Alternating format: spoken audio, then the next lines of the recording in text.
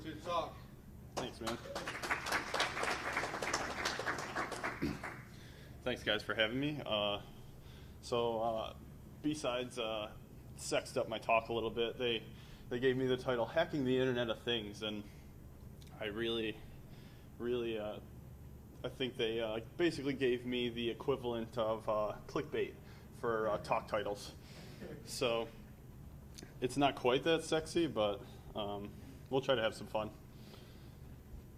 So a little bit about who I am. My name is Davison. I'm from Buffalo, New York originally, and I moved here in June. It was a fantastic improvement in my life. I'm a threat analyst at Fish Labs. Lots of cool people over there. Lots of fun, good work, and Twitter's cool. So hit me up on Twitter at Jason Davison, and we'll get down to business here. So why are we here today? Well, we're here to celebrate information security. No, I'm here to talk about a little bit of research I did in school, and I'm trying to convey a message to the non-standard InfoSec audience. So if you don't work an InfoSec job 40 or 80 hours a week or whatever we work, this kind of talk is targeted a little bit towards you and how you can take your first steps and get started in information security, things like that. So yeah, for those of you maybe in school, for those of you if you're not in school and you're in InfoSec and you're looking for something fun to do, you know what I mean? Just hack the planet, man. So here's a look at our agenda for the next 30 minutes to an hour. I definitely won't go till time. I first want to introduce and formalize the concept of the Internet of Things, talk about what it is, what it's becoming, and we'll talk about a little bit about how Bluetooth fits in there and why Bluetooth is a good fit, and then we'll move into the Bluetooth protocol and how Bluetooth devices identify themselves, the pairing process, Bluetooth communication, things like that.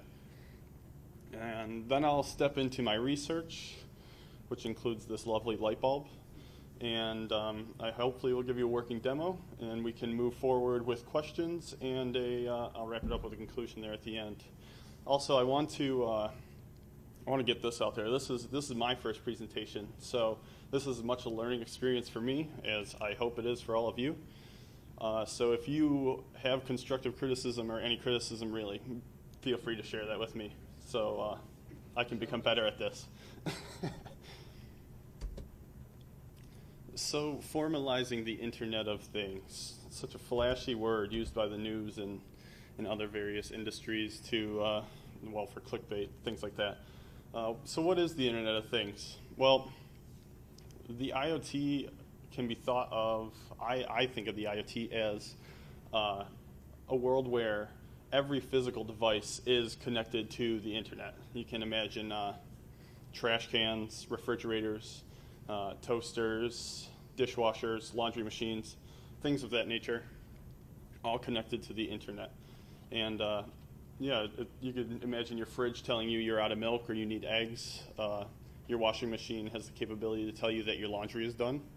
Or even your dishwasher telling you to empty the dishwasher. It's ready for another cycle. So 10 billion wirelessly connected devices existed in 2013.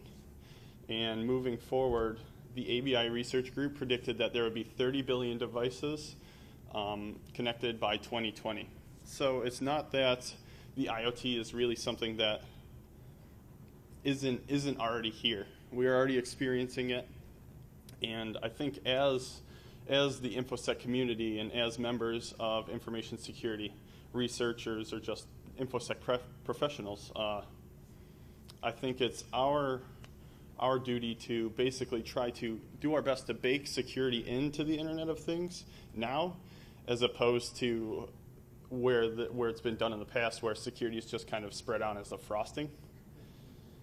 So I would like to see that taking place here over the next several years.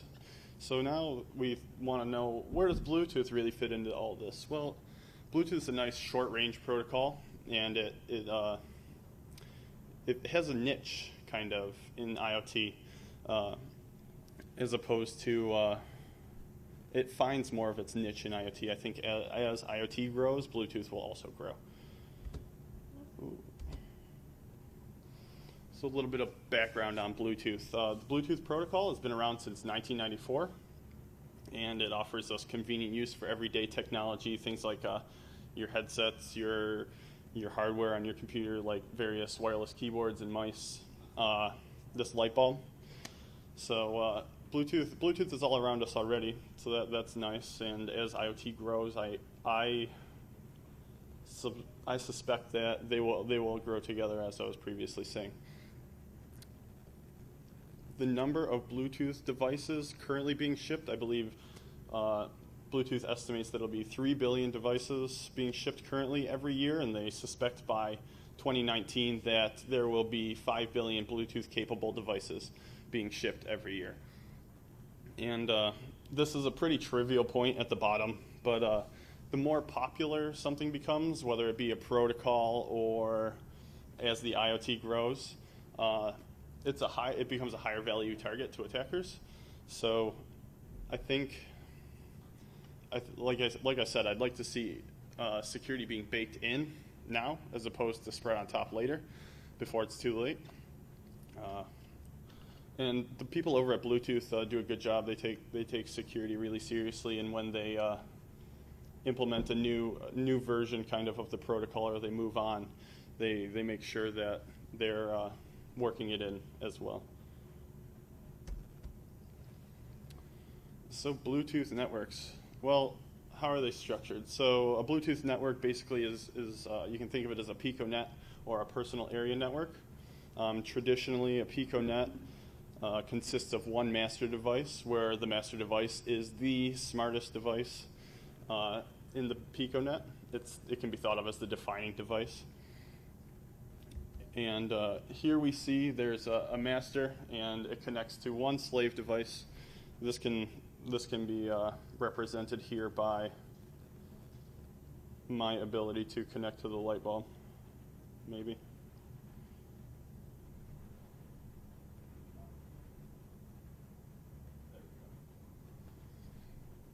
So we have our one master device, which is my cell phone, and we are able to control our slave device, in this case the light bulb.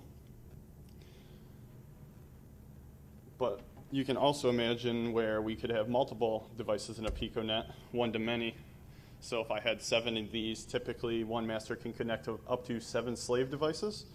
And well, let's be honest, 7 of these would be awesome. Your life would be a non-stop party. So yeah, that's basically how Bluetooth networks are generally structured. So how do Bluetooth devices identify themselves? Well, you can think of a Bluetooth device. It has a unique 48-bit identifier, similar to a MAC address. Basically, it's pretty much the exact same thing, except it's structured a little bit differently.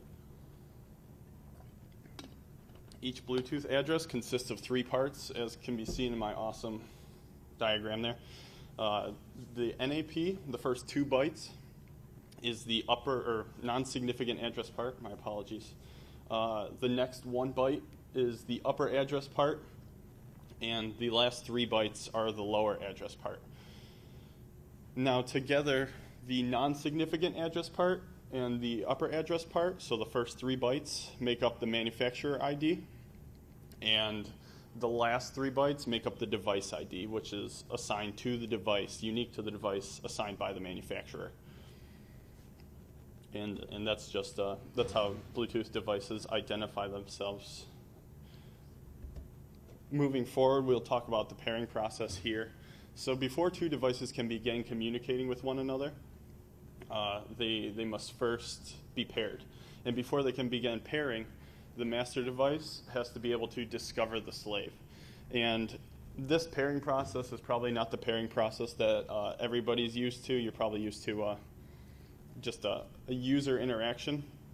Enter the passkey and PIN. This one may be a little bit dated, but you can think of that as user interaction. So that's what generally is needed to start the pairing process. So before they can connect, the master must discover the slave, or they must enter an inquiry phase. When you're in discovery mode, you're basically sending out requests and waiting for other devices to reply to you with the address or with their address, or what gets the pairing process started. And in some cases where Bluetooth devices require a UI, that could be a passkey. I believe it can be anywhere between 4 and 16 digits, and I believe default on most devices is 0000. That's the default passkey to start the pairing process. So here we can kind of see never are any of the authentication or any of the keys created are never sent in transit. A random number is always generated on both devices, and in the first one, the master device tries to sync up with the slave. Their clock, the master device's clock is used to sync the slave device. So they're both generating these numbers off the master's clock. And the pairing process is complete after it goes through all these steps here. And each time a random number is generated, it's just to make sure that the slave device is still on the same page as the master device. Pairing process. So Bluetooth does this pretty interestingly. So paired devices, they move between 79 channels 1,600 times per second.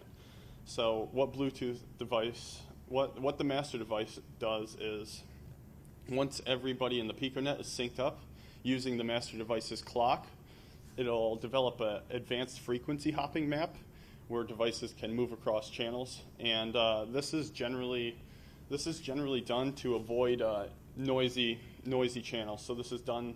The map is created so the communication channel stays open, because Bluetooth operates around 2.44 gigahertz, and 2.4 gigahertz is pretty much the garbage band. So this AFH map comes in handy when devices are trying to talk to each other. This also makes it really difficult to passively sniff Bluetooth traffic. That is not something that's done trivially. You generally have to get a special dongle to go ahead and try to passively sniff Bluetooth traffic, which I'll talk about here in a little bit. So my research, if anybody wants to take a nap or anything, it's cool.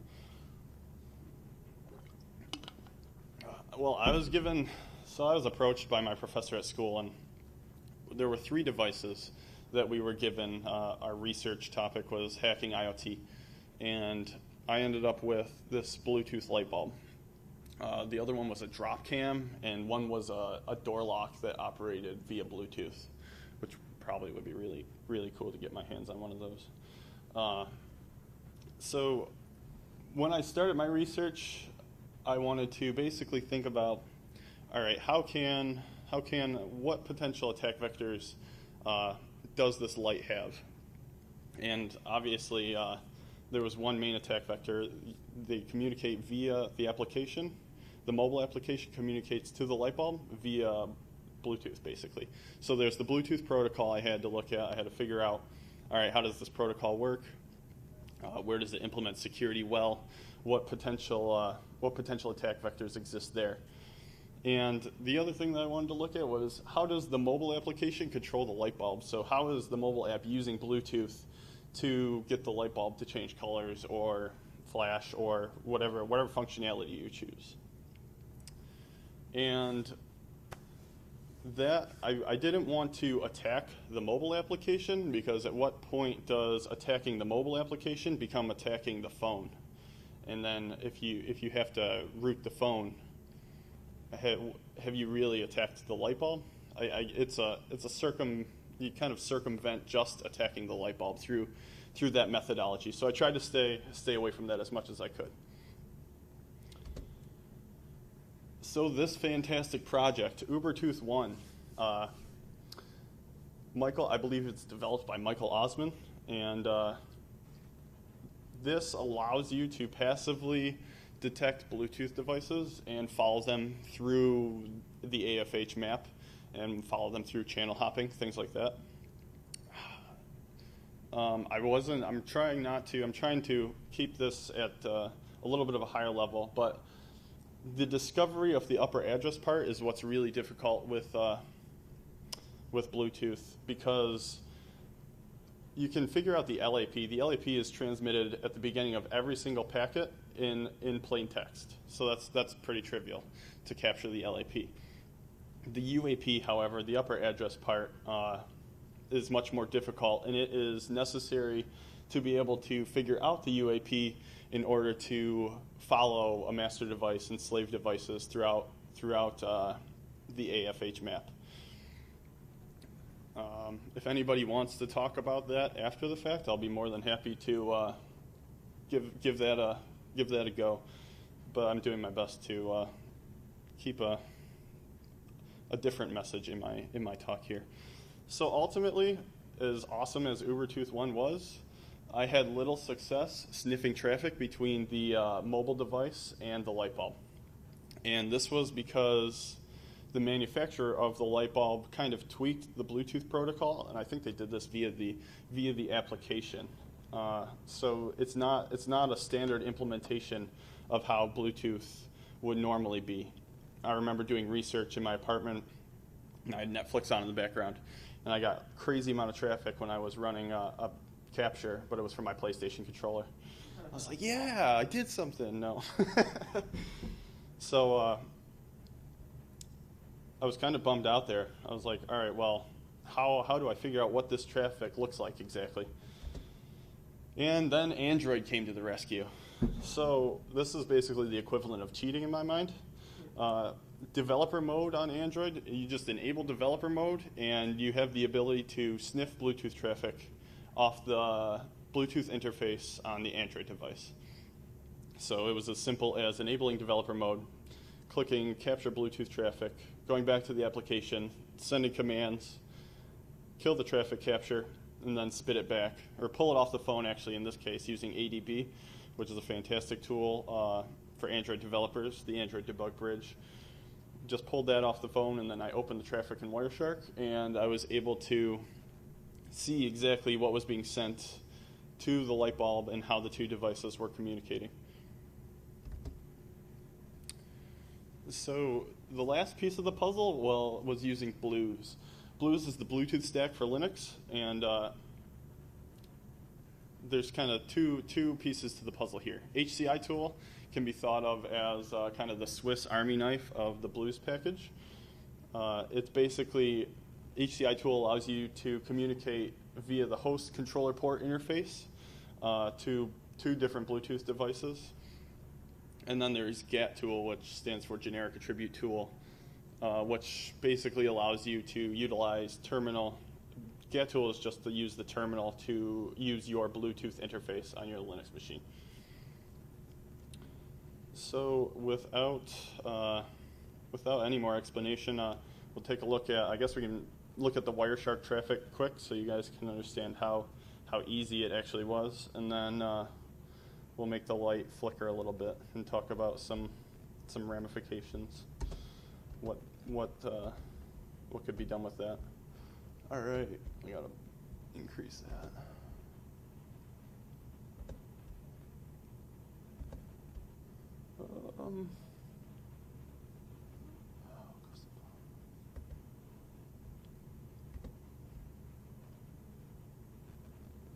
Let's see.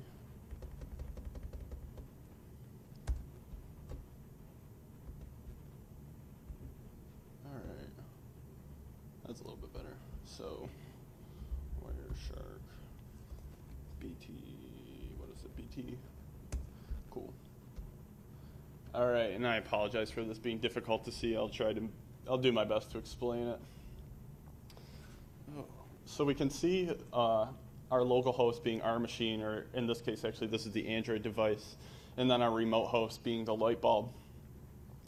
If we go down here to the Bluetooth attribute protocol, you can see that it uses the right opcode. So we're sending a command to the light bulb. We have a handle. The handle can be thought of as an identifier for which attribute you want to modify. In this case, I assume 2E is basically specifying that we're going to change the color attribute, something of that nature. And then you can specify the value that you're sending to the light bulb. In this case, I believe CC2433 is off. So that's me turning the light bulb off. We'll kill Wireshark here and we'll play with the light bulb a little bit.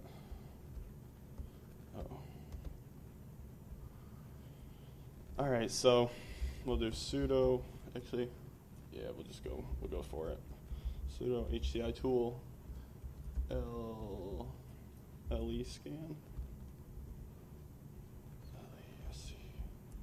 I can't type and not look.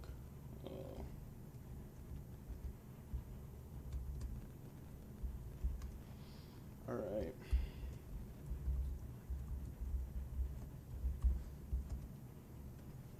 Oh, look at all the Bluetooth devices.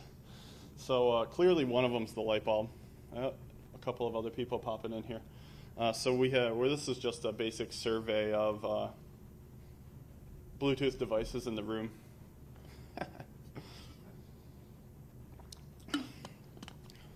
Who's up here? Oh, man.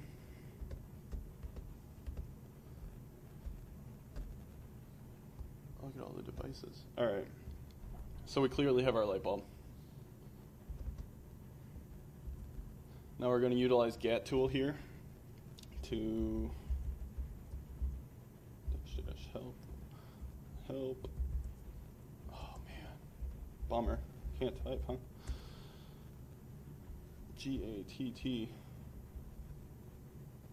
Command GAT tool not found. You need another T there. Oh, good call. Thank you very much. Okay. Let me just full screen this. All right, so GAT tool. We can see here that we have the ability to char write under GAT commands. We can send char write, which we saw in our Wireshark packet capture. Char write. We also have the ability to char read, which in future work, I'm curious as to what you can read from the light bulb, or what the light bulb has for you to read back to you.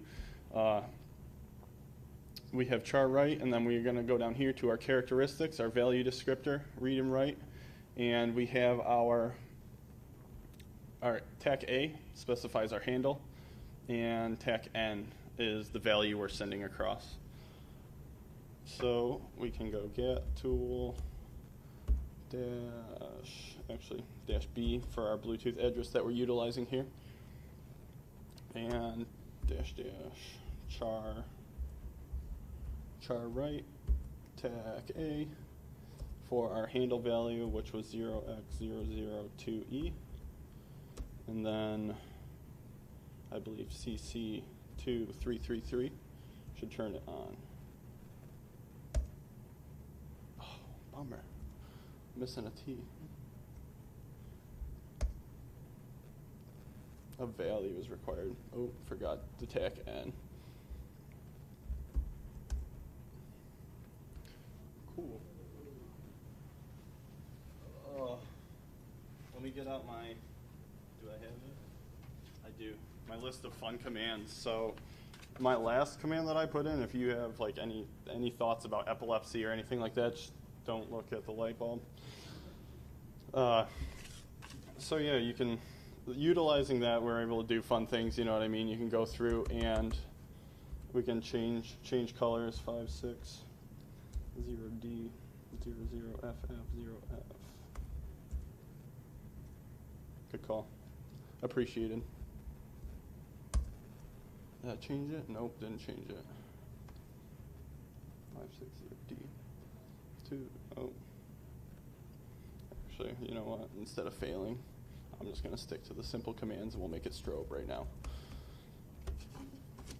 So you can go through and you can do things like modify 3, 8, 1. Oh man, 3 BB 3 8 1044. Not changing, huh? Try right. There we go. It just took it a minute. Interesting. Normally it's right away. So you can go through and do things like that. Now, there's no reason that any person with epilepsy should probably have these in their house, let alone an entire piconet of these. But you could imagine this is a stretch, but health ramifications of Johnny Black Hat downstairs. If your device isn't paired with the piconet of light bulbs, he pretty much has free reign to write to these and change their color and make them strobe and things of that nature. 3600244. Oh, that's too much. 244. Like, that's intense, you know what I mean? But everybody who wants this now is ready to party. Exactly. So that's kind of where I had come to a standstill on my research. Amongst now I have the capability to. Well, I'm much busier now that I'm working and not in school, but now I have the capability to fuzz commands to the light bulb. You know what I mean? See, kind of test the boundaries, test the waters of what works and what doesn't. And as I had said, it'd be really interesting to see what is on the light bulb that you can read back from it. For all I know, it may not be that interesting. Moving forward here. So wrapping this up here, hopefully a little early. Much like that kitten snuggled in that blanket so awesomely, the IoT is here to stay. It's not going anywhere. Like I said, it's already here, and it's becoming more and more real as devices can connect wirelessly to the internet.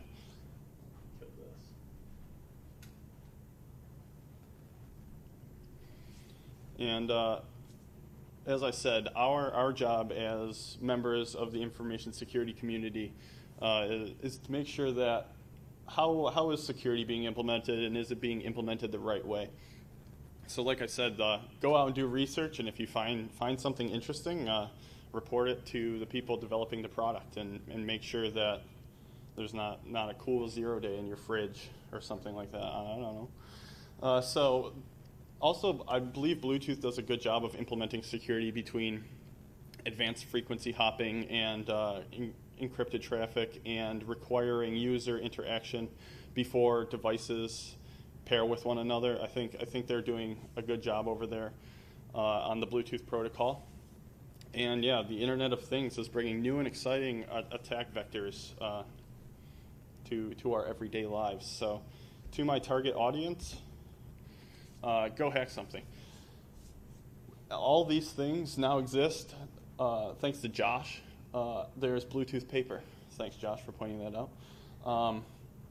Bluetooth paper, I went on there, I looked, there were Bluetooth pacifiers that monitor the baby's temperature. How fun would that be? You change the temperature that somebody's like, but the baby's 112 degrees. Everybody's freaking out. Toasters, dishwashers, all that cool stuff. Cars, car hacking's been really big. Charlie Miller doing a lot of cool stuff with that. So, yeah, go out and find something that you think is fun to do and fuzz the hell out of it. You know what I mean? Go do some research, and who knows, maybe you'll find something interesting and be able to talk about it, and that'd be it'd be a lot of fun. And I want to give a shout out to a couple people. Thanks to my professor at Fredonia State, where I went to school for. Basically, he was my mentor. He helped me out a lot, pushed me in the right direction in information security and stuff like that, and he gave me the opportunity to take on this project a little bit. That was a lot of fun.